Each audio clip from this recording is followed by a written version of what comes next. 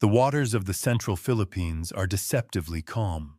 On a map, the Surigao Strait appears as a narrow channel, a ribbon of sea just 20 miles across at its broadest, squeezed between the island of Leyte to the east and Mindanao to the south.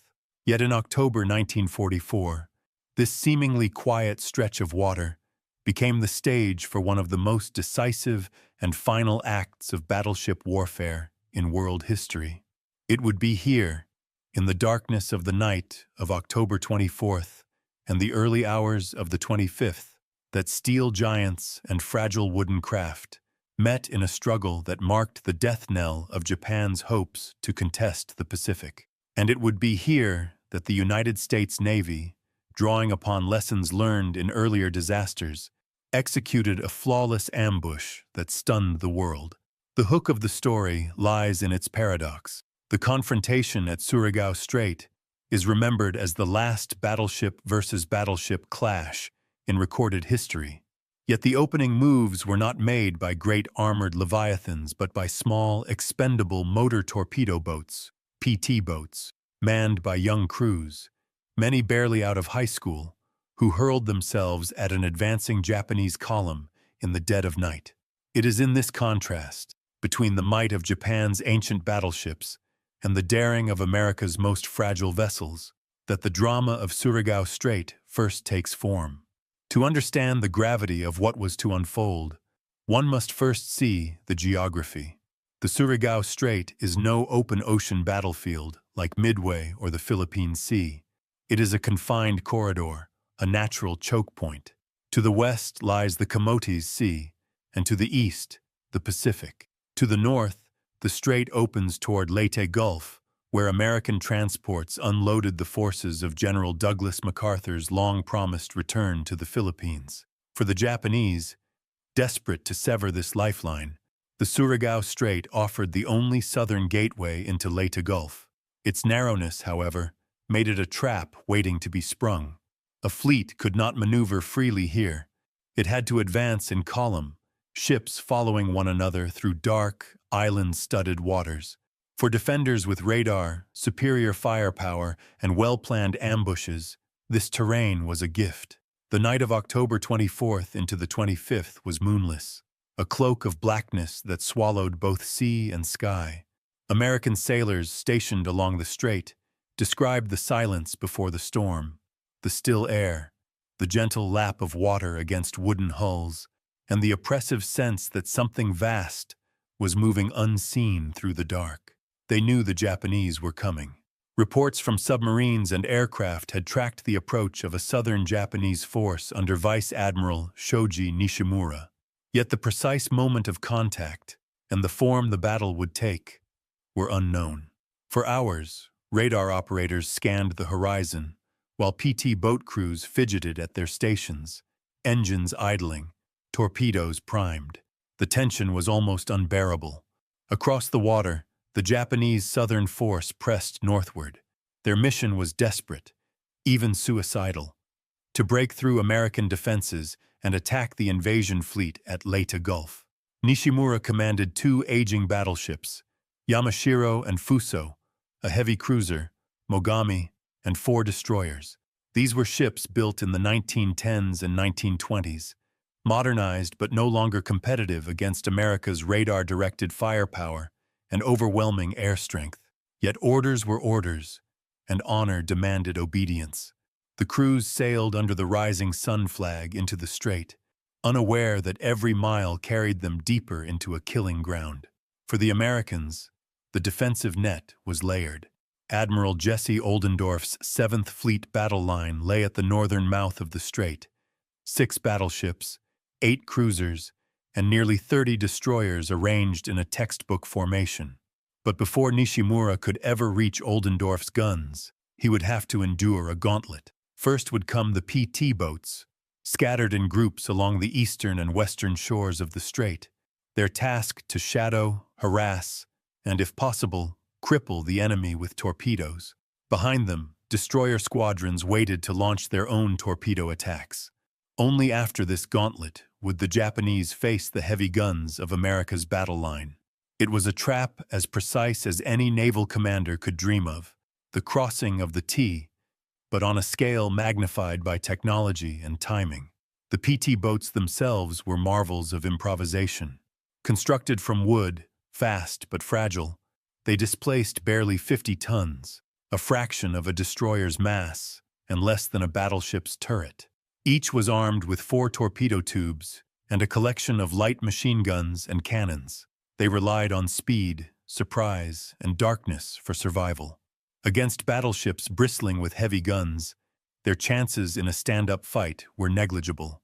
Yet it was precisely their expendability and daring role that made them ideal for the opening act of the ambush. They could strike first, sow confusion, and force the Japanese column to break formation, creating opportunities for the destroyers and battleships behind them. As the clock ticked past 2200 hours on October 24th, radar screens began to flicker. Contacts appeared, faint at first, then stronger, confirming what every man along the strait already knew. The Japanese southern force was entering the killing zone. Signal lamps flashed along the PT flotillas. Engines roared to life, propellers churning the black water into froth. Crews gripped torpedo-firing levers with white-knuckled hands. Out there in the dark loomed giants of steel, and it was the duty of these wooden craft to challenge them. The imagery of what was to come defies easy description. Imagine, if you will, a column of Japanese battleships and cruisers advancing through a night so dark that visibility was measured in hundreds of yards. Ahead of them, unseen, darted tiny American boats, barely larger than pleasure craft, streaking across the water at 40 knots, launching torpedoes that left faint phosphorescent trails in the blackness. Searchlights blazed suddenly from Japanese decks, their beams stabbing across the waves. Heavy guns thundered, their blasts shaking the night. Tracers arced through the dark sky like fiery threads, yet the PT boats darted, weaved, and vanished, their torpedoes racing invisibly toward massive hulls. Some would miss, some would strike. But in every case, the Japanese formation was forced to react, to turn, to scatter, to lose cohesion. In naval warfare, where discipline and order were paramount, this disruption was deadly. And above all, it set the tone for the battle to come. The Surigao Strait was no longer a corridor of calm. It was a narrow sea of death. Every mile forward for the Japanese brought new peril. Every minute that passed brought them closer to the jaws of Oldendorf's battle line. The stage was set for annihilation. This first act of the battle, though involving the smallest and most vulnerable American craft, was essential. It demonstrated the new reality of warfare in 1944. That power was not only measured in armor thickness or gun caliber, but in radar screens, torpedo salvos, and the coordination of diverse forces across the night sea. It foreshadowed the destruction that awaited the Japanese southern force at dawn. But for now, in the opening hours of October 25th, all that existed was darkness, tension, and the knowledge that the last great battleship clash in history had already begun. Not with giants, but with men in small boats daring to challenge them. By the autumn of 1944, the Japanese Empire stood on the edge of ruin. 2 years earlier, Tokyo had commanded a vast Pacific dominion stretching from the Aleutians to the Dutch East Indies, a swath of territory secured by lightning campaigns and defended by the Imperial Japanese Navy, the most formidable fleet in Asia. But the tide had turned. The battles of Midway, the Solomons, the Philippine Sea, each had chipped away at Japan's strength. By October 1944, the empire's strategic situation was desperate. The Marianas had fallen that summer. Guam, Tinian, and Saipan, once bastions of Japan's southern defense, were now American strongholds. From Saipan's airfields, the first B-29 superfortress raids were already rising to strike the Japanese home islands. The Central Pacific Drive under Admiral Chester Nimitz had shattered island after island, while General Douglas MacArthur's Southwest Pacific forces pressed inexorably northward. In September, the Americans captured Morotai and Palau, placing them on the very doorstep of the Philippines. Tokyo knew what was coming next, an invasion of the archipelago that had once been the jewel of their southern conquests. If the Philippines fell, Japan would be strangled. Its oil flowed from the Dutch East Indies and Borneo, its resources from Malaya and Indochina. All of it had to pass through the sea lanes of the South China Sea and the narrow straits of the Philippines. With the Philippines in American hands, those arteries would be cut, and Japan's war machine would wither. For the Imperial Navy, the stakes were existential. It was against this backdrop that Operation Shogo 1, Victory Operation, was conceived. The plan was audacious, almost fantastical. It called for a massive, multi-pronged naval counterstroke, designed not merely to harass, but to annihilate the American invasion fleet at Leyte Gulf. If successful, it could stall MacArthur's advance, preserve Japan's sea lanes, and perhaps buy time for the Empire to negotiate some form of favorable settlement. If it failed, it would doom the Imperial Navy to irrelevance. At Imperial General Headquarters in Tokyo, Admiral Soemu Toyoda, Commander-in-Chief of the Combined Fleet, was the architect of this desperate gamble. Toyoda was under no illusions. He told his subordinates bluntly that Japan's naval power could not endure another year of attrition. The fleet had to strike now, while it still retained battleships, cruisers, and destroyers that could fight. In a phrase remembered by staff officers, Toyoda declared, "Should we lose the Philippines, even if the fleet should return to Japan, the Empire would be cut off from its sources of supply. The fleet must be sacrificed if necessary to win this battle." The essence of Shogo 1 was a great naval pincer.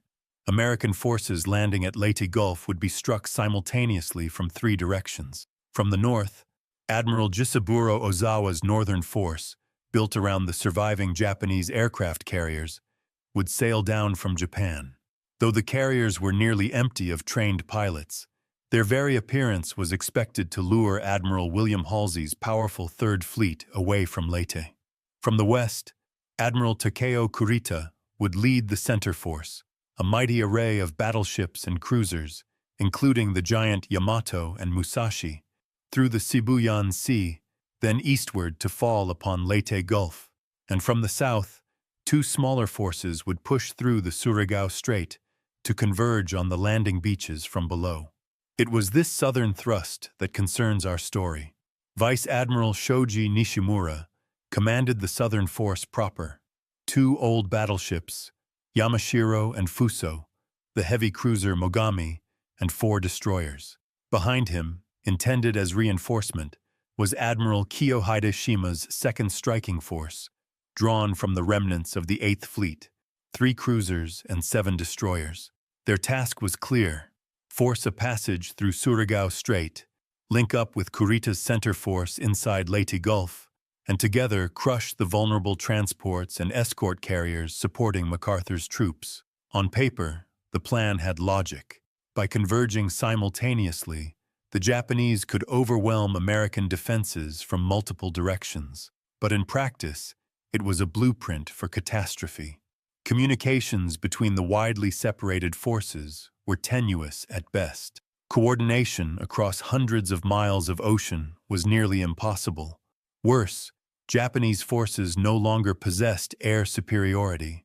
American submarines prowled the seas, and U.S. carrier-based aircraft dominated the skies. The Southern force, advancing without significant air cover, would have to rely entirely on surprise and night fighting to succeed. Nishimura himself was a seasoned officer, stern and uncompromising. He had commanded destroyers at Shanghai in the 1930s and cruisers early in the Pacific War. By 1944, however, he was given what was essentially a sacrificial role. His 2 battleships were survivors from the First World War era, modernized but hopelessly outdated compared to America's radar-directed gunnery. The Fuso and Yamashiro had once symbolized Japan's naval pride. Now they were relics of an earlier age. Nevertheless, Nishimura's orders were absolute. He would sail into Surigao Strait, whatever the cost. Admiral Shima's position was equally unenviable. His force was small, his ships worn, and his mission secondary. Yet pride and doctrine demanded that he press forward. Shima's relationship with Nishimura was strained. The two admirals had no close coordination, and their fleets were separated by hours of sailing time. In retrospect, this disunity would prove fatal. Why then did Surigao Strait become the chosen path? Geography dictated it. The Japanese needed to reach Leyte Gulf from the south, and the strait offered the only feasible route for large warships. Narrow though it was, it connected the Mindanao Sea to Leyte Gulf directly. Alternative passages were either too shallow, too narrow, or too far eastward. Nishimura's only option was to take his battleships through the gauntlet. He understood the risks. American PT boats and submarines were known to patrol the area. Radar-equipped cruisers and destroyers could lie in wait. Yet doctrine and necessity pushed him forward. For the men of the Southern Force, morale was complex.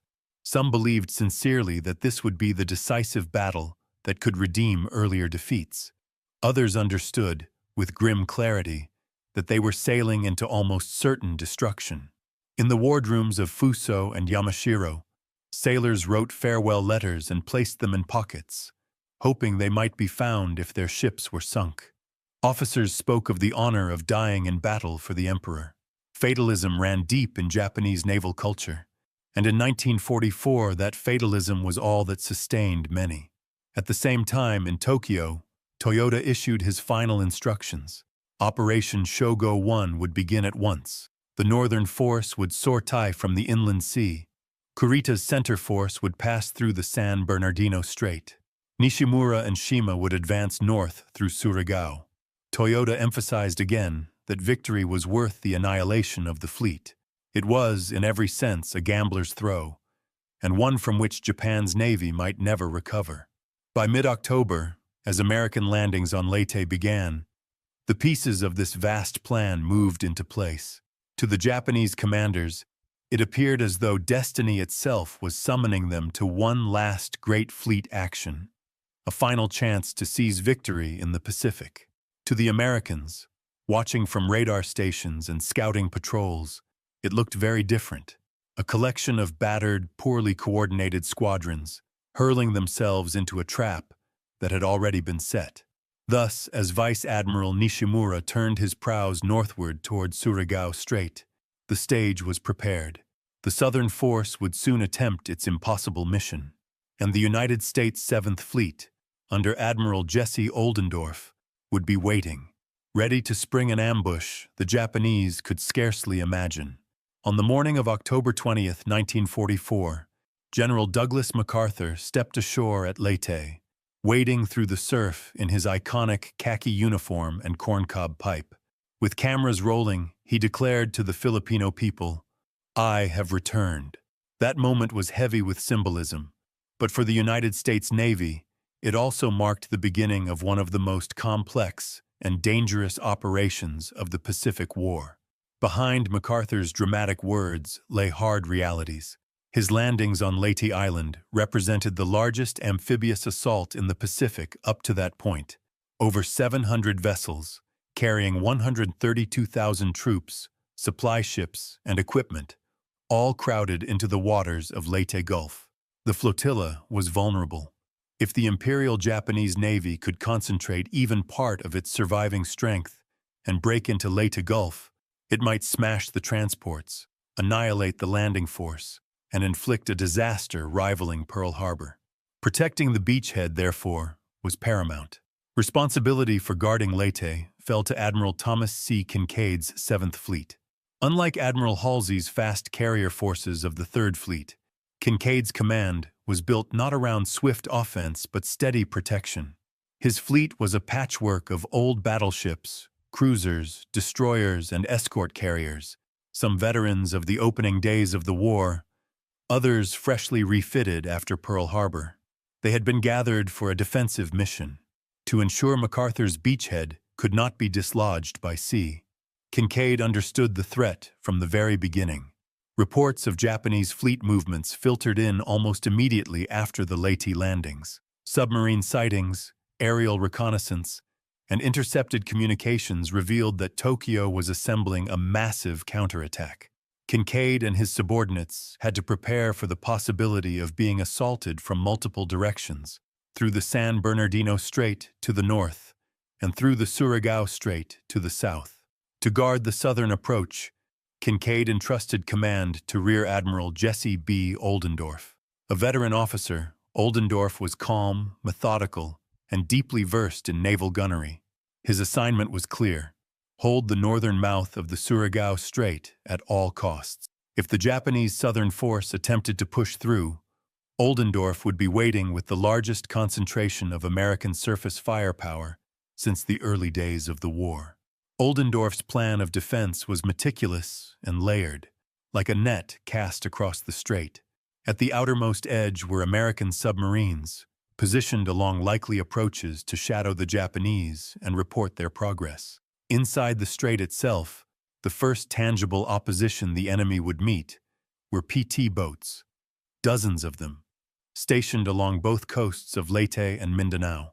Their job was not simply to attack, but to illuminate, to make contact, fire torpedoes, force the Japanese to reveal themselves, and radio their positions back to command. Beyond the PT boats waited the destroyers, sleek greyhounds of the fleet, armed with torpedoes that could cripple even the largest battleship. Positioned in squadrons along the strait, these destroyers would be the second layer of Oldendorf's trap. Their orders were to strike with sudden torpedo runs, withdraw under smoke, and leave the Japanese reeling. And behind the destroyers came the final line: the old battleships, supported by heavy and light cruisers.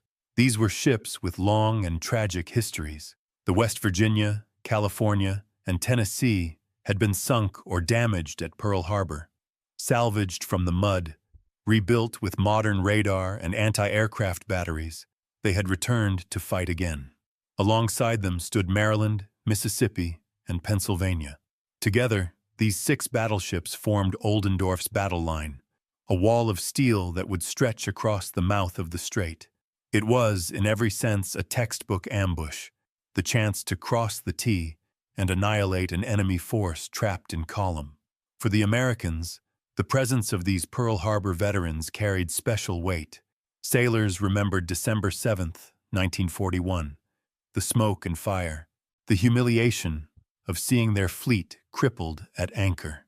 Now, in October 1944, the very ships that had once been left for dead stood ready to deliver vengeance. One gunnery officer aboard West Virginia wrote in his journal, "It is a strange feeling to stand at these guns again. We were struck down once. Tonight we may return the favor." The layered defense was not only about firepower, it was about time and attrition. Every Japanese mile northward through Surigao would expose them to PT attacks, then destroyer torpedoes, and finally the thunder of American battleships. By the time they reached Oldendorf's line, if they reached it at all, they would be battered, disorganized, and unable to fight coherently. American confidence rested on more than numbers. Technology was on their side. Radar, perfected since 1942, allowed U.S. ships to detect enemy movements long before they were visible to the naked eye. Radar-directed gunnery, in particular, gave American battleships an advantage that no amount of Japanese night-fighting skill could overcome. Where once Japan's navy had ruled the night with searchlights and well-trained lookouts, now it would sail blind into the invisible gaze of American electronics. As Oldendorf prepared his forces, he was also mindful of coordination with land-based air. Although the 7th Fleet lacked the fast carrier groups of Halsey's 3rd Fleet, it did possess escort carriers, small, slow, and vulnerable, but capable of launching patrol aircraft.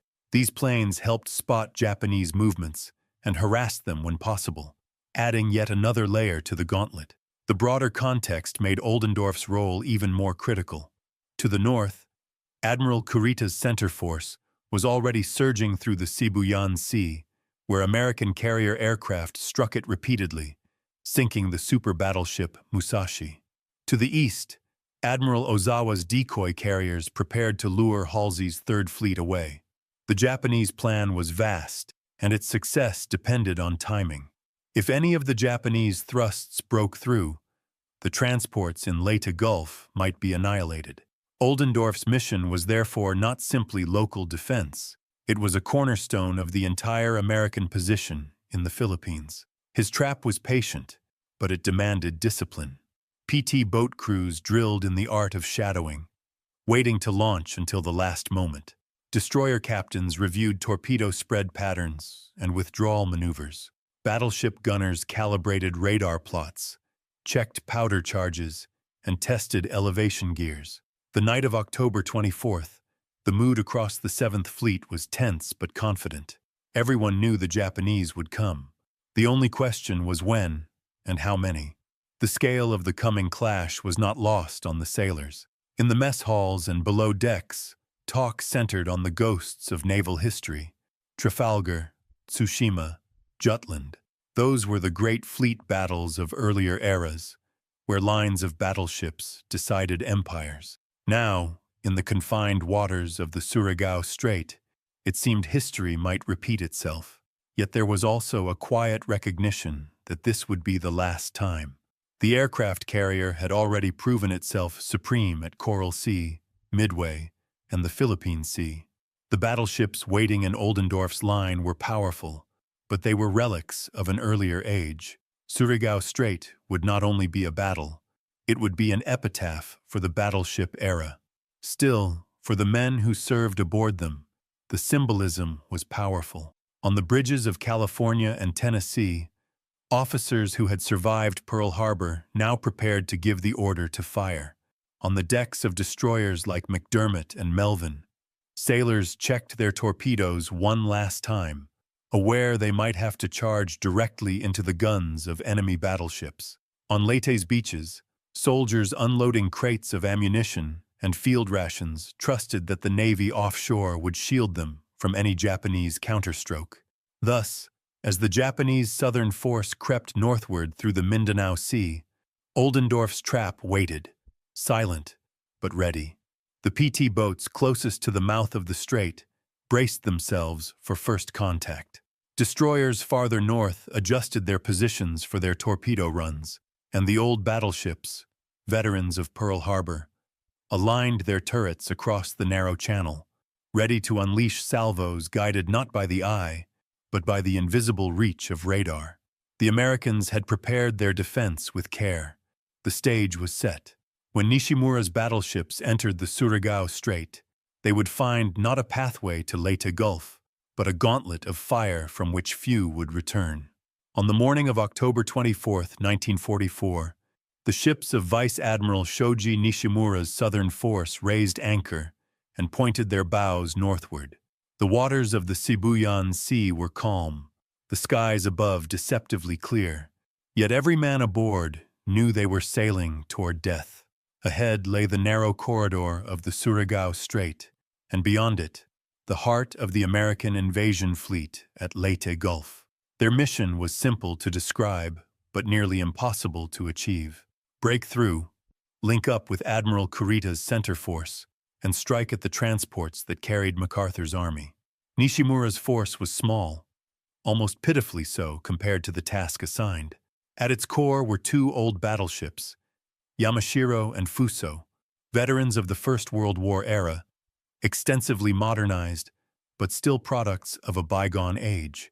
Alongside them sailed the heavy cruiser Mogami and four destroyers, Shigure, Michishio, Yamagumo, and Asagumo. Together, they represented the southern pincer of Operation Shogo 1. Hours behind them, separated by nearly 40 nautical miles, was Admiral Kiyohide Shima's second striking force, with 3 light cruisers and 7 destroyers. The disparity of forces was obvious even to the men aboard. The Americans at Leyte enjoyed overwhelming superiority. Carriers, battleships, destroyers, submarines, and land-based aircraft. Yet Japanese doctrine and culture left no room for hesitation. The plan had been laid, the orders were issued, and honor demanded that it be carried out. Nishimura did not question. He obeyed. As the southern force pushed into open waters, life aboard the ships reflected the peculiar blend of routine and fatalism that characterized the Imperial Navy in 1944. Sailors cleaned decks, checked ammunition hoists, and tended the great boilers deep within the hulls. Officers pored over navigation charts, calculating courses through the island-studded seas of the central Philippines. In the galleys, cooks prepared rice balls and miso soup, though appetites were muted. Everyone understood that this voyage might be their last. Some men wrote farewell notes and tucked them into pockets or strapped them beneath hammocks, hoping that if they perished, their bodies might carry a final message home.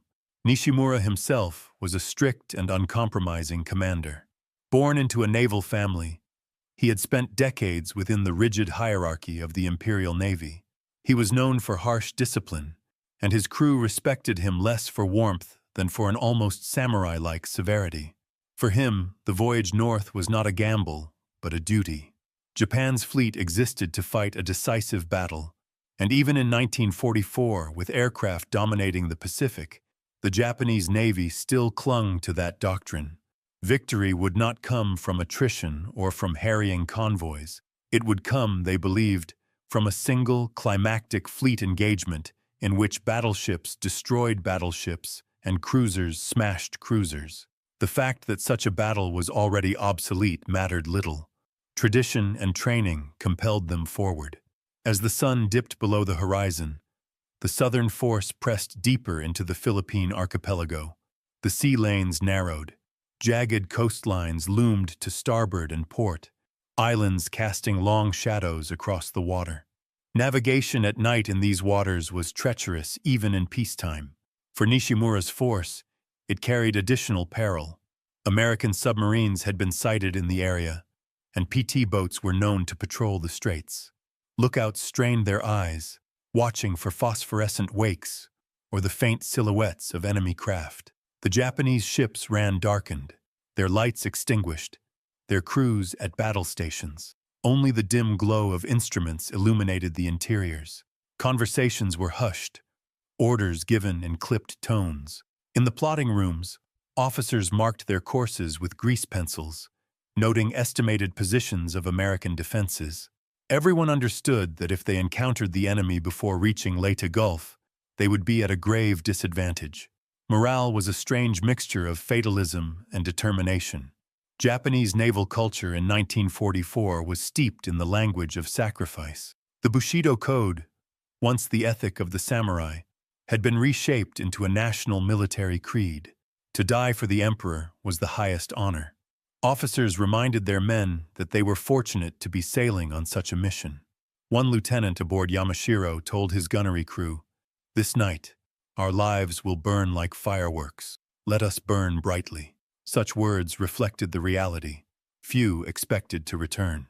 Behind Nishimura, Admiral Shima's second striking force departed in his wake. Shima's ships were no more formidable than Nishimura's. They included the light cruisers Nachi and Ashigara, and 7 destroyers, most of them weary from escort and patrol duty. Coordination between Nishimura and Shima was poor.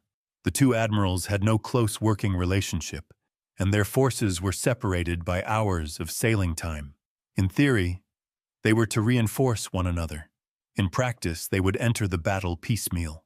This lack of cohesion reflected deeper fractures within the Japanese Navy. By late 1944, attrition had stripped away many of its best officers and most of its experienced sailors. Fuel shortages limited training, and the once proud fleet was scattered across the Pacific. The Southern force, cobbled together from what remained in southern waters, was less a coherent strike group than a remnant pushed forward to fulfill doctrine. Still, to the Japanese, to do nothing was unthinkable.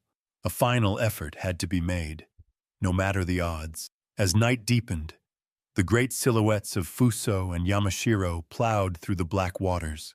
The battleship's massive pagoda masts loomed against the stars, bristling with rangefinders and searchlights. Their heavy guns, 14-inch rifles mounted in twin and triple turrets, stood ready. These weapons, once symbols of national pride, were hopelessly outclassed by American 16-inch guns guided by radar. But the men who served them clung to faith in their power. If only they could close the range, If only they could unleash a concentrated salvo, perhaps they might cripple an American battleship or drive transports into chaos. The hours dragged slowly. Crews endured the monotony of waiting, broken only by the occasional bark of orders or the clang of a ship's bell marking the watch. In the boiler rooms, men stripped to the waist, shoveled coal, and tended gauges in stifling heat, sweat streaming down their backs. On deck, lookouts squinted into the dark, eyes watering from strain. Somewhere beyond the horizon, they knew, enemy ships waited. By midnight, the southern force was well into the Mindanao Sea, steering northward toward the entrance to Surigao Strait. Tension rose with every mile. Officers calculated that they would reach the strait around 200. There, they would meet whatever the Americans had prepared. The irony of the situation was bitter. For decades, Japanese naval planners had dreamed of this moment, the decisive fleet battle that would settle the Pacific War. They had modeled their doctrine on Admiral Togo's triumph at Tsushima in 1905, when the Imperial Navy annihilated Russia's Baltic Fleet. Now, 40 years later, they were indeed sailing toward a climactic engagement, but circumstances were inverted.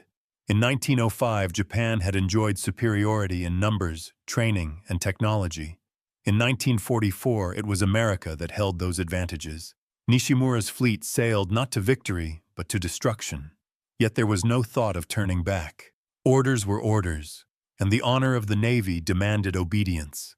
For the men aboard, the voyage was already a form of sacrifice. Some whispered prayers at shrines set up in shipboard compartments.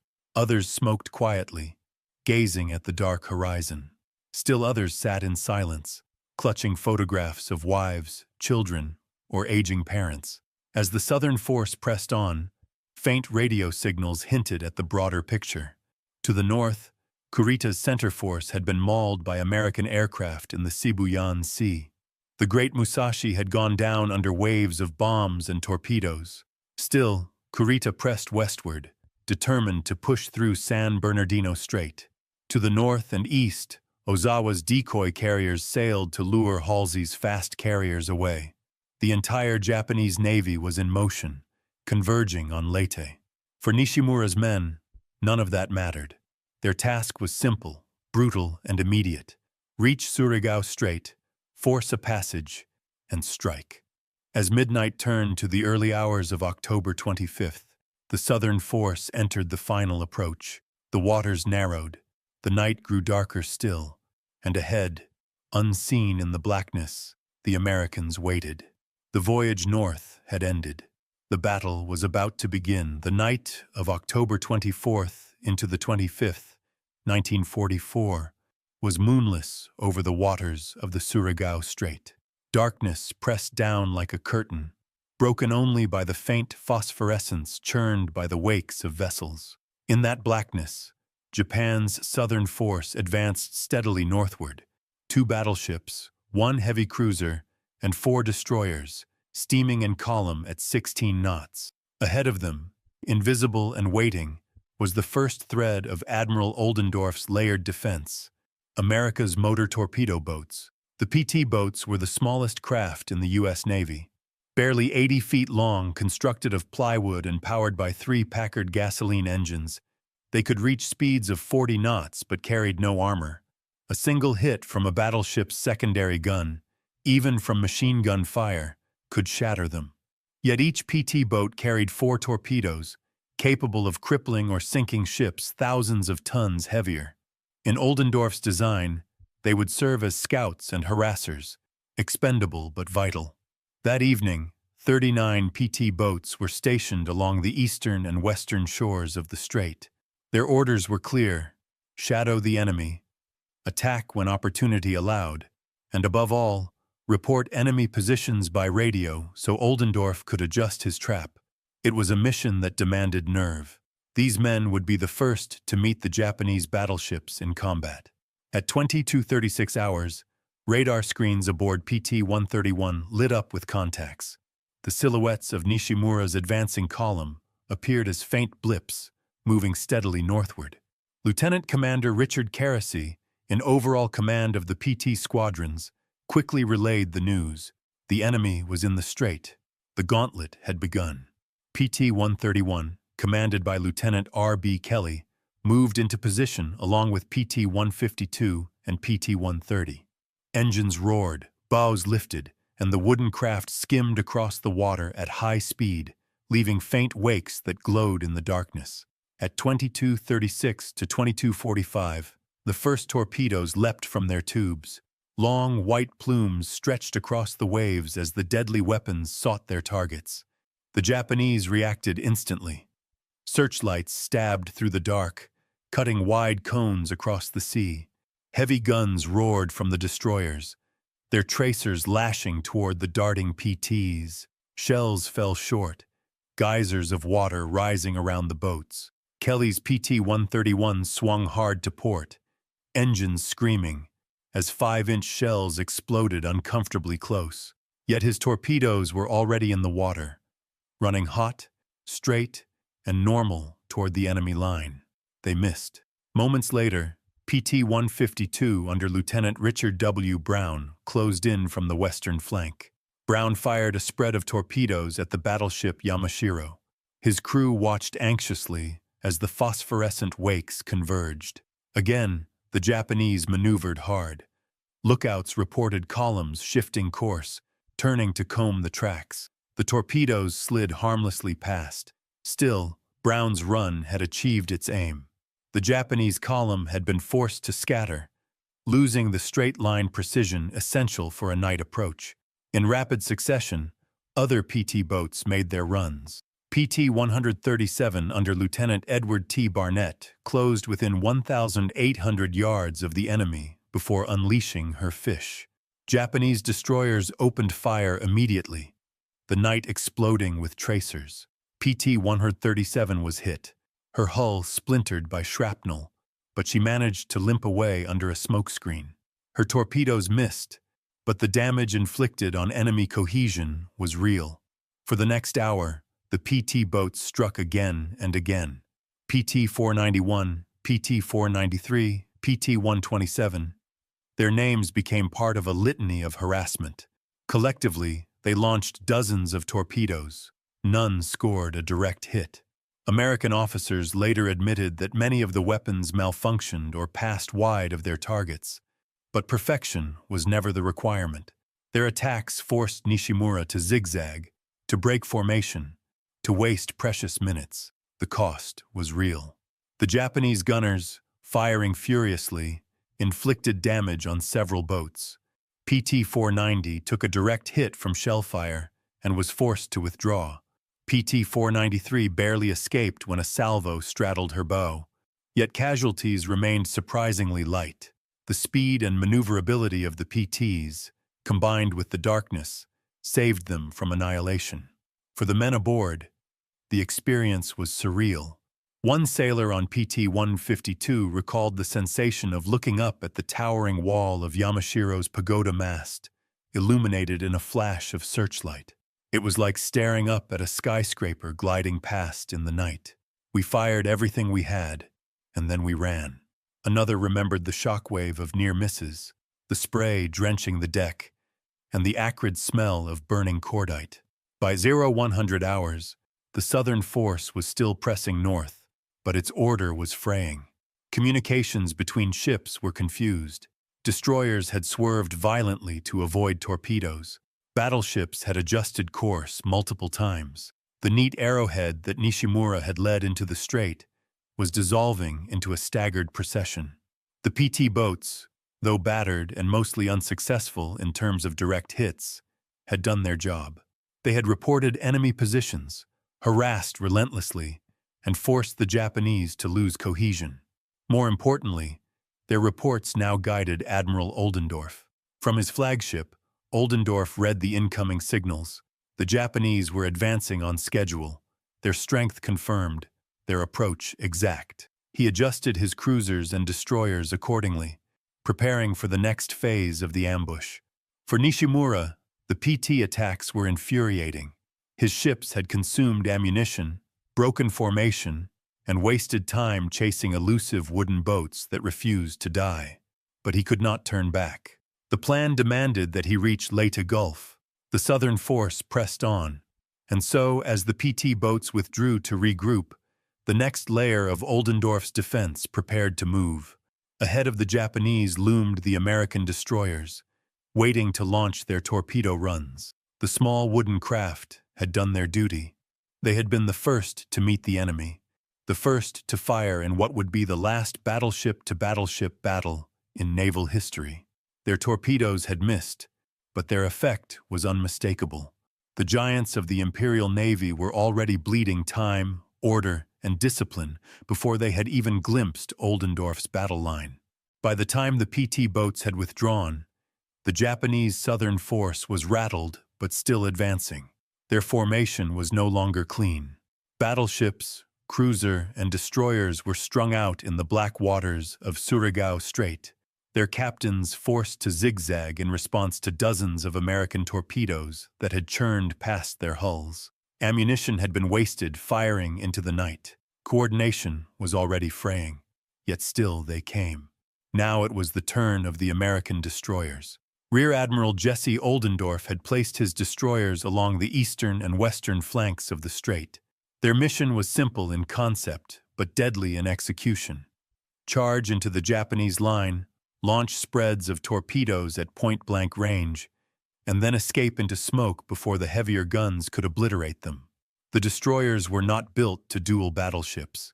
They carried no armor to withstand 14-inch shells. Their survival depended on speed, surprise, and discipline. Shortly after 0300 hours, Destroyer Squadron 54, under Captain Jesse Coward, moved into action. To starboard, the destroyers USS Remy, USS McGowan, and USS Melvin accelerated to attack speed, bows slicing the water. To port, USS McDermott and USS Monson prepared to make their own runs. Behind them, other squadrons stood ready to add weight to the strike. The trap was closing. The night was still black, the horizon invisible. American destroyers advanced at nearly 30 knots, their crews tense at battle stations. On the bridges, captains barked orders. In the torpedo rooms, sailors armed the great 21-inch fish, each one capable of tearing open the hull of a battleship.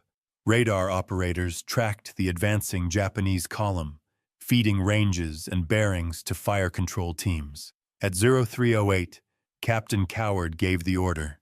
Commence torpedo attack. The USS Melvin was first. Commanded by Commander Barry K. Atkins, she swung hard toward the Japanese line and loosed 4 torpedoes. Atkins's target was the massive silhouette of the battleship Fuso, lumbering forward in the dark. Moments later, Melvin's crew saw the results. A brilliant flash erupted amidships on Fuso. A thunderous explosion tore through the night, briefly turning the sea white with flame. The battleship shuddered, slowed, and began to list. The USS McGowan followed suit, launching a spread of torpedoes that sped toward the Japanese destroyers in the van.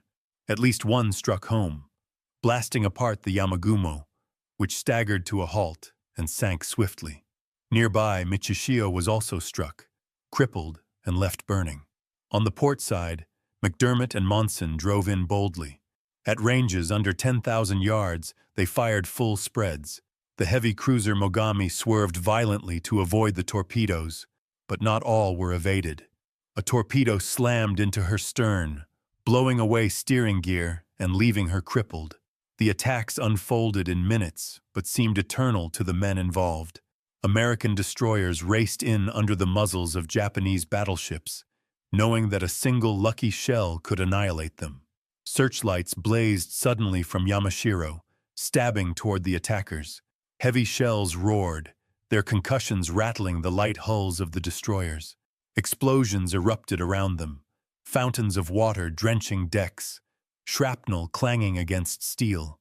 Yet the destroyers, trained for precisely this role, fired their spreads and then vanished into the smoke they laid behind them. The effect was devastating. Fuso, struck fatally by Melvin's torpedoes, soon broke apart. Accounts differ as to whether she split in two immediately or drifted aflame before succumbing, But what is certain is that she never again advanced. Survivors later reported seeing her aft section engulfed in flames, while the forward section drifted aimlessly, both doomed. Hundreds of her crew perished in the oil fires that spread across the water. Michishio and Yamagumo were wrecked, their formations shattered. Mogami was crippled, forced to limp northward without effective steering. Only Yamashiro remained relatively intact, but she was now alone, advancing into a narrowing corridor of death. From Oldendorf's perspective, the destroyer attacks had succeeded perfectly. Their goal was not annihilation, but attrition, to weaken and disorganize the Japanese before they met the battle line. And weaken them they had. In less than half an hour, Nishimura's column had lost 1 battleship, 2 destroyers, and the cohesion that was essential for night fighting. For the destroyermen themselves, the runs were seared into memory. One officer aboard Monson later recalled, "It was like charging a dragon with a spear. You could see the great shape of the battleship ahead, and all you could do was hope your torpedoes struck before their guns did." The discipline and coordination of these attacks cannot be overstated. Each squadron had to time its approach so that torpedoes crossed the Japanese path in deadly convergence. Each captain had to judge the risk of closing too far against the chance of missing entirely. And once the torpedoes were in the water, they had to withdraw at full speed under heavy fire, relying on smoke and darkness for protection. The Japanese, for their part, fought back furiously. Yamashiro's secondary batteries hurled shells into the night, and Mogami's guns blazed despite her wounds. Yet it was an uneven contest. The Americans had radar, coordination, and surprise. The Japanese were reacting blindly, their formation collapsing under repeated blows. By 0330 hours, the destroyer attacks were winding down. The Americans pulled back, their torpedo tubes empty, their decks littered with shell fragments. Casualties were miraculously light, though several ships bore scars from near misses. Behind them, the Japanese southern force was a wreck. Fuso gone, Mogami crippled, 2 destroyers lost, and Yamashiro pressing forward alone into the jaws of Oldendorf's full battle line. For Nishimura, the situation was catastrophic. His force had been halved before even sighting the American battleships. Yet retreat was impossible. Orders, doctrine, and honor demanded he press on.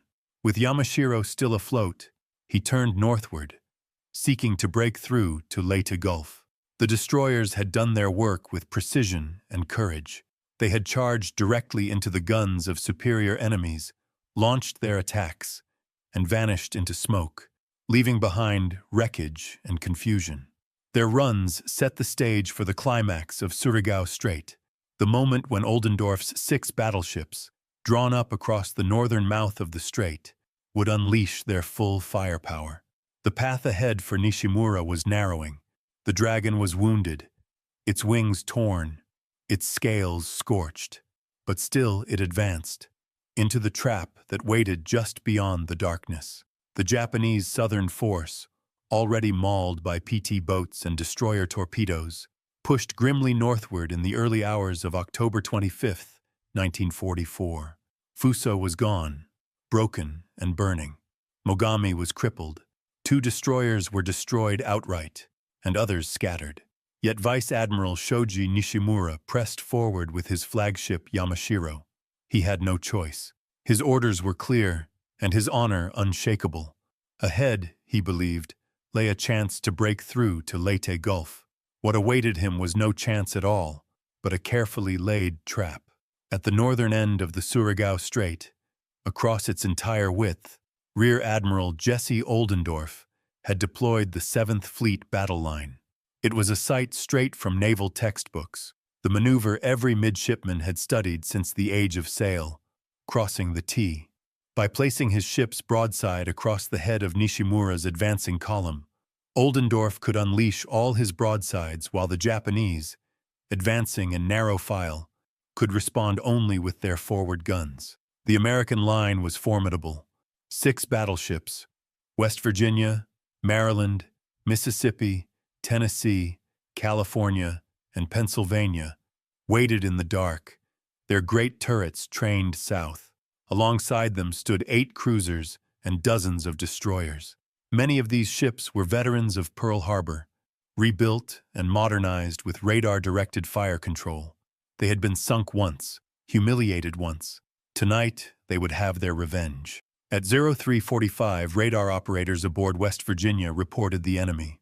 The blips of Yamashiro and her surviving escorts glowed on the screens, closing steadily. Captain Thomas Gatch, commanding West Virginia, gave the order to open fire.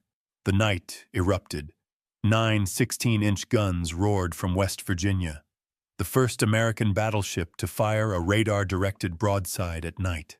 The salvo lit the heavens, and seconds later, immense geysers of fire and water rose around Yamashiro. Other battleships followed. Maryland's 16-inchers, Tennessee and California's 14-inch rifles, Mississippi and Pennsylvania's heavy broadsides. A storm of shells, armor-piercing giants weighing up to a ton each, screamed southward. The Japanese were caught helpless. Yamashiro, still advancing, took the brunt.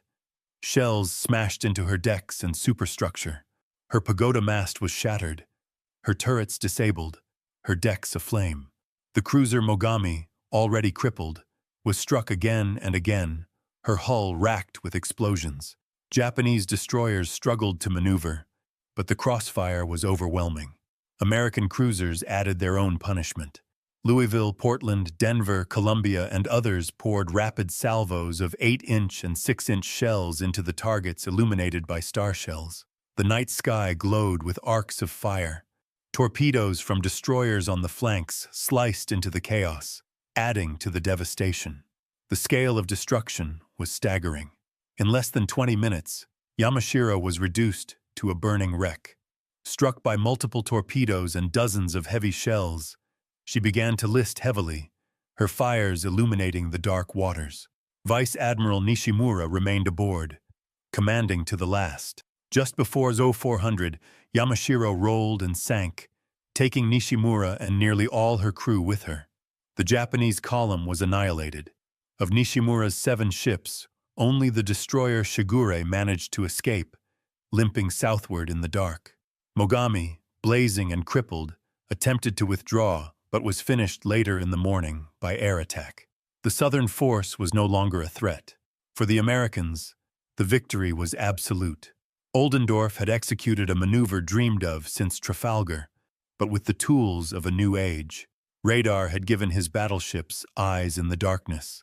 Torpedoes and destroyers had softened the enemy, and the battleships, once humbled at Pearl Harbor, had delivered vengeance with brutal precision. One officer aboard West Virginia later wrote, "It was not a battle, it was an execution." The trap had sprung. The Southern force had ceased to exist, and with its destruction, the path to Leyte Gulf remained firmly in American hands. In the black hours before dawn on October 25, 1944, the battleship Yamashiro bore the full fury of Admiral Oldendorf's battle line. Already battered by destroyer torpedoes and PT boat harassment, she pressed north alone, Vice Admiral Shoji Nishimura still on her bridge, fulfilling his orders and his duty. To the south, Fuso had already been ripped apart and lost. To the west, Mogami was limping, ablaze. Of the 7 ships that had entered Surigao Strait under Nishimura, Yamashiro was now the last capital ship capable of advancing. When West Virginia's radar-directed guns opened fire at 0345, Yamashiro became their primary target. 9 16-inch shells thundered out in unison, arcs of flame illuminating the night. Within moments, giant shells smashed into her decks and superstructure. Maryland joined in with her 16-inchers, Tennessee and California with their 14-inch rifles. Cruisers added salvos of 8-inch fire, while destroyers on the flanks loosed more torpedoes into the maelstrom. The effect was apocalyptic. Star shells burst overhead, casting stark white light across the sea. Yamashiro, caught in that artificial daylight, was pounded from all sides. Shells ripped open her decks, tearing through gun crews and igniting ammunition. Flames spread along her pagoda mast, sending plumes of black smoke into the night sky. Yet still she fought. Her main turrets fired sporadically, the 14-inch guns hurling shells blindly into the dark. But radar gave the Americans unerring accuracy, while the Japanese fired only by flashes and instinct. Survivors later described the scene as a floating inferno. The bridge was struck repeatedly, killing or maiming officers.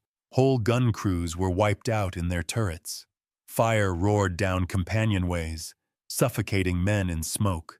On deck, sailors struggled to control the blazes with buckets and hoses, but it was hopeless. Blood and oil slicked the steel. Shrapnel shredded everything it touched. And still, the Americans fired. At 0351, torpedoes from American destroyers slammed into Yamashiro's port side. The battleship shuddered violently, her list increasing. Damage control teams fought desperately to stem the flooding, sealing compartments, shoring bulkheads, but the sea poured in faster than they could resist. Engines strained, but speed fell. Yet Nishimura did not order retreat. There was none to give. The admiral remained on the bridge as the ship staggered under the blows. His staff urged him to consider withdrawal, but Nishimura refused. For him, the battle was already lost, but honor demanded endurance. In the ethos of the Imperial Navy, a commander did not abandon his mission. He fought to the end. By 0355, Yamashiro was in her death throes. Fires consumed her stern. Ammunition magazines erupted in secondary explosions, and she began to list heavily to port. Flooding reached the engineering spaces, slowing her further. The pagoda mast, a towering lattice of platforms and observation decks, crumpled under repeated hits. Gunfire from American cruisers smashed what remained of her superstructure. Men abandoned their posts, leaping into the sea. But the waters around the ship were no sanctuary. Burning oil from ruptured tanks spread across the surface, igniting in sheets of flame. Survivors who tried to swim clear were engulfed. Others were cut down by continuing American fire, which raked the sea as well as the ship. Few had any chance. At 0405, Yamashiro rolled sharply. Her great hull turned on its side, the deck tilting past 40 degrees. Moments later, she capsized, bow lifting briefly before the entire ship plunged beneath the waves. Vice Admiral Nishimura went down with her, one of thousands swallowed by the sea. Of the more than 1,400 men who had sailed aboard Yamashiro, only a handful survived. American destroyers later picked up a few from the water, but the vast majority perished in the flames or drowned as the battleship sank. The Southern force was destroyed almost to the last man. The psychological impact of her loss was profound. For centuries, battleships had been symbols of national power, floating fortresses that embodied the pride of nations. To see one annihilated in minutes, under the relentless precision of radar-guided fire and torpedoes, was a shocking demonstration of modern war's realities. Naval combat had changed. The old doctrines of decisive battleship engagements, the very foundation of Japanese naval strategy, had been disproved in the most brutal way. For the Americans, the sight was both triumphant and sobering. Men aboard West Virginia and Maryland watched the burning giant slip beneath the waves. They cheered victory, yet the horror of what they witnessed lingered. Hundreds of sailors had died screaming in the water, their ship crushed beneath overwhelming firepower. As one U.S. officer later admitted, "We were proud, yes, but it was like watching an animal cornered and destroyed. There was no glory in it, only finality." The last stand of Yamashiro symbolized the end of an era. She was the last battleship ever sunk in a battle line engagement, the final giant to die under the guns of her peers. Her destruction marked not only the failure of Nishimura's mission, but also the passing of battleship supremacy itself. From now on, the seas belonged to carriers, submarines, and air power. The age of steel leviathans meeting in line of battle combat had ended in fire and blood in the narrow waters of the Surigao Strait. While Vice Admiral Nishimura's southern force was being annihilated inside Surigao Strait, another Japanese formation was still making its way north.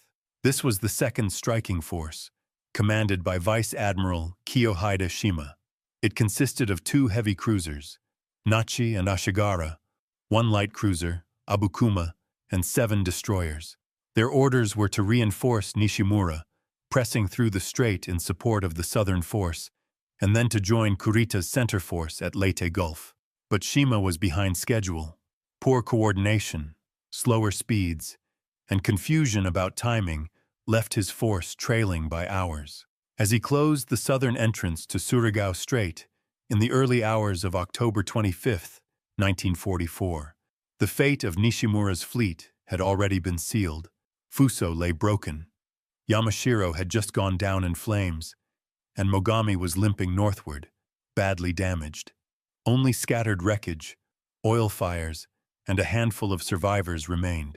Still unaware of the disaster, Shima pressed forward. Radar was absent from his ships. His lookouts strained their eyes into the night.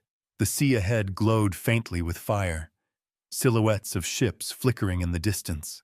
To Shima, it appeared that Nishimura was still fighting. He believed he saw battleships and cruisers engaged with American forces. In reality, what his lookouts observed were wrecks, burning hulks and drifting debris illuminated by oil-fed flames. At 0400, Shima ordered his cruisers to advance into the strait.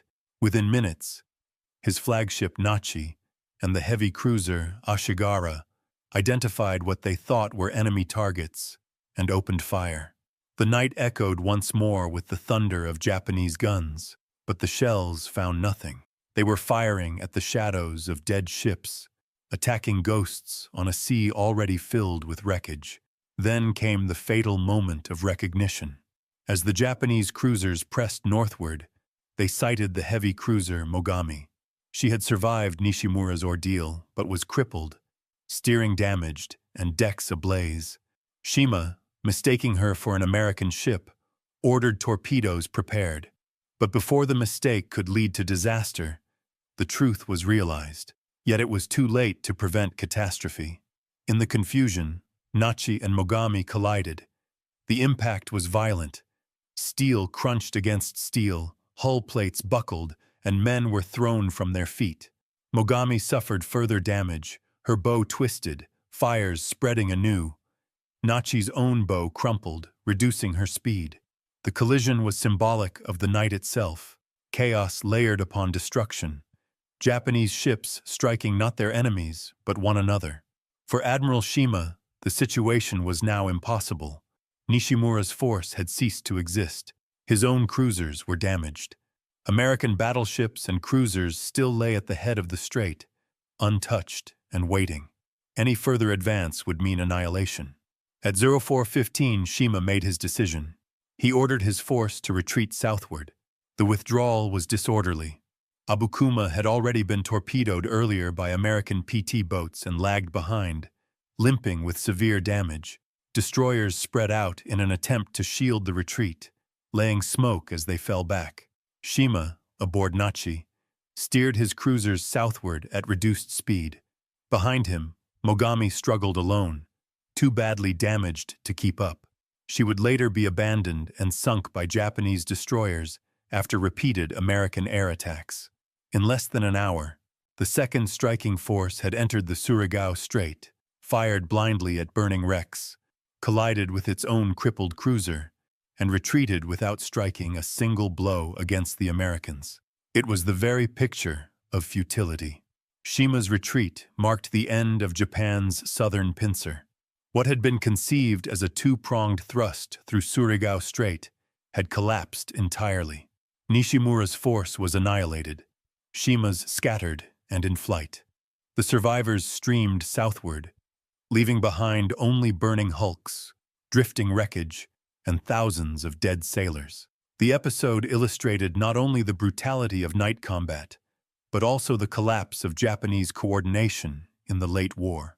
Communications between fleets were inadequate, timing was botched, and commanders acted in isolation, each unaware of the fate of the other. The result was tragedy and farce combined, ships destroyed by enemy fire, others crippled by their own collisions, all under the shadow of overwhelming American power. For the men of the U.S. 7th Fleet, Shima's brief appearance was almost anticlimactic. Radar operators tracked his ships, gunners prepared to open fire, but then the Japanese turned and fled. One American cruiser officer later recalled, "We braced for another strike, but instead, we watched them run. It was as if the fight had gone out of them before it began." By dawn, the Surigao Strait was silent save for the crackle of fires and the groans of sinking wreckage. Nishimura was gone, Shima was in retreat, and Admiral Oldendorf's battle line remained unbroken. The southern approach to Leyte Gulf was sealed. The Japanese Navy had thrown its strength into the strait and lost it utterly. The second striking force had arrived too late, sailed into chaos, and vanished without meaningfully contesting the Americans. In doing so, it underscored the futility of Operation Shogo 1, the gamble that Toyota had called worth the annihilation of the fleet. At Surigao, annihilation had indeed come, swiftly, mercilessly, and with finality. The first light of October 25, 1944, crept over the waters of the Surigao Strait, painting the horizon in pale hues of gray and gold. But the sea it revealed was no tranquil dawn. It was a graveyard. The calm waters were smeared black with oil, broken by burning wreckage and the bodies of men who only hours before had stood at their battle stations aboard the ships of Nishimura's southern force. American patrols moved cautiously through the strait that morning, destroyers and PT boats weaving between the drifting debris. The sights they encountered were grim beyond words. Vast slicks of fuel stretched for miles, glistening with an iridescent sheen under the rising sun. Among them floated lifeless figures, Japanese sailors in dark uniforms, some still clinging to rafts or pieces of timber, many already dead from wounds, burns, or drowning. Here and there, faint cries echoed across the water, survivors, few in number, calling for help in voices ragged with exhaustion. The battle had been one of annihilation. Nishimura's force had ceased to exist. Fuso had broken apart, her shattered sections drifting separately before slipping beneath the waves. Yamashiro had gone down in flames, taking Admiral Nishimura and nearly all of her crew with her. Mogami, blasted and crippled, trailed oil and fire as she limped southward, only to be finished off later by American aircraft.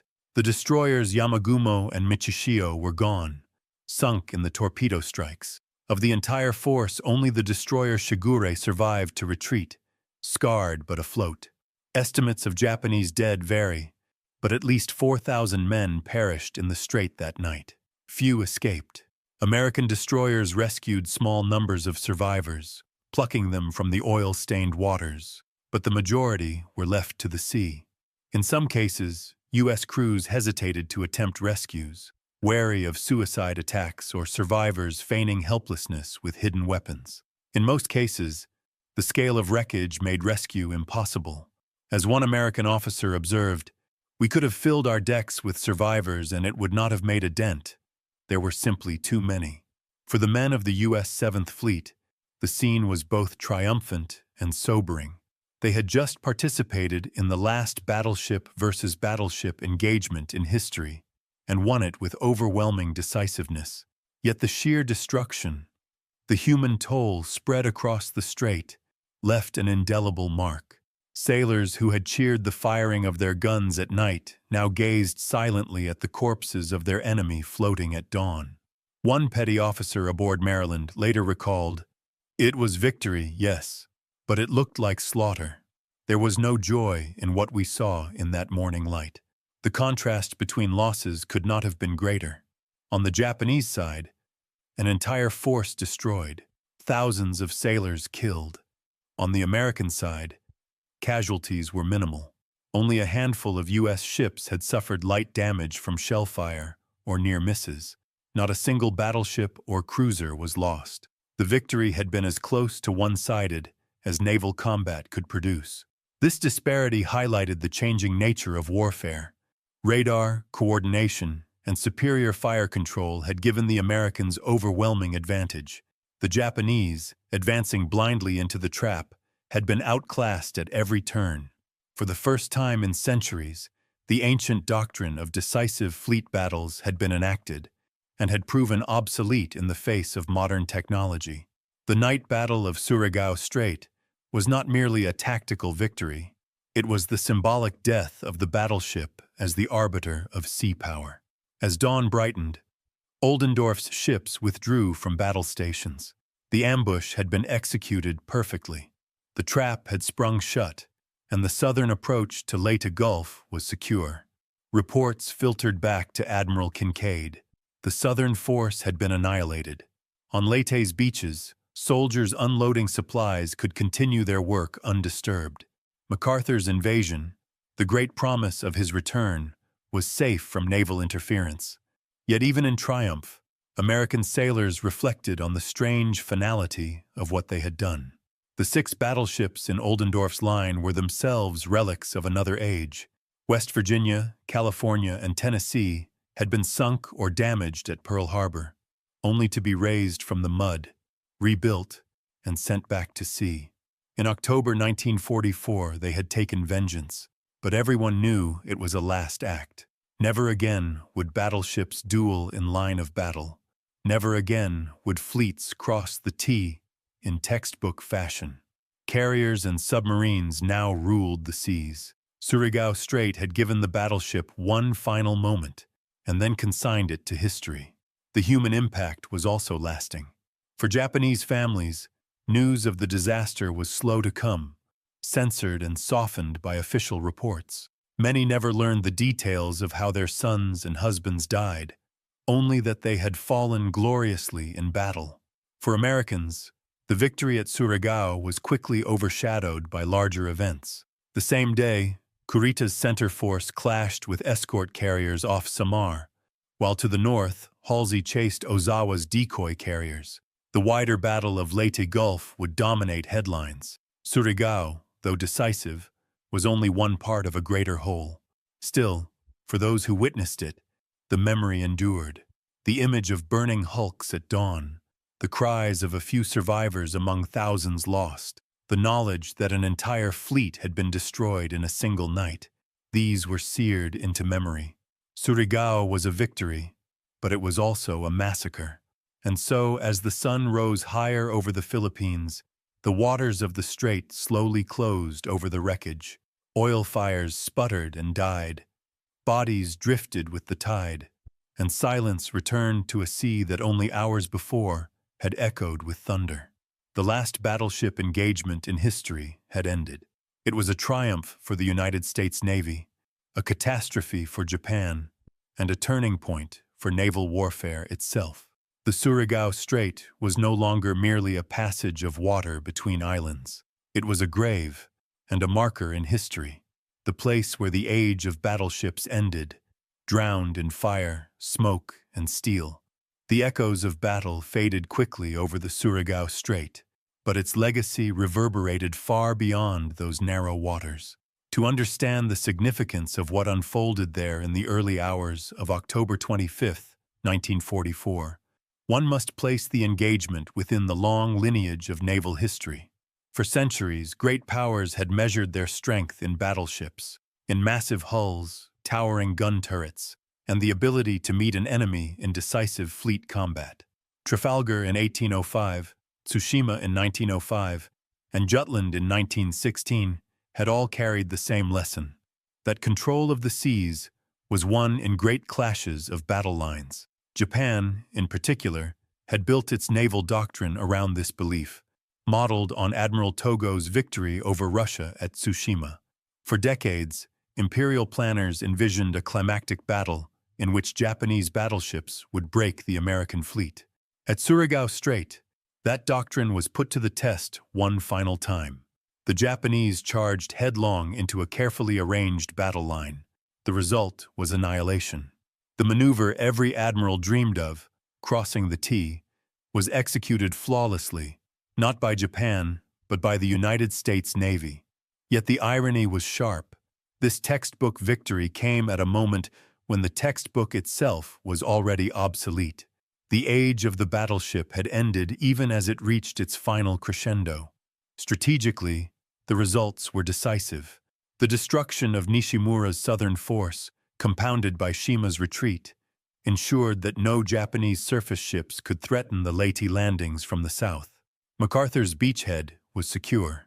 Coupled with Kurita's eventual withdrawal from the north after the desperate clash off Samar, the U.S. 7th Fleet had achieved what was essential: the uninterrupted buildup of American ground forces in the Philippines. From Leyte, the liberation of the archipelago would proceed inexorably, severing Japan from its vital oil and resource lifelines. But the symbolism of Surigao went even deeper. Among Oldendorf's line were battleships that had once been written off as casualties. West Virginia, California, and Tennessee had been sunk or severely damaged at Pearl Harbor on December 7, 1941. They had been raised from the mud of Pearl, painstakingly rebuilt, fitted with radar, and sent back to sea. At Surigao, those very ships unleashed their broadsides against the Imperial Navy. In a sense, the ghosts of Pearl Harbor had returned for vengeance, and they claimed it in the Strait's black waters. For the Japanese, Surigao Strait was more than a defeat. It was a humiliation. 2 battleships, once symbols of national pride, were obliterated in minutes. Thousands of sailors perished, many without ever sighting an American warship clearly. The ethos of Bushido, of sacrifice and duty, had driven Nishimura forward, but it had not altered the outcome. Technology, radar, and coordination had rendered courage and tradition powerless. For the Americans, there was pride in victory, but also reflection. Sailors who watched Yamashiro and Fuso sink knew they were witnessing the end of something. Never again would battleships line up across a sea channel to trade broadsides. Never again would a fleet be destroyed by gunnery alone.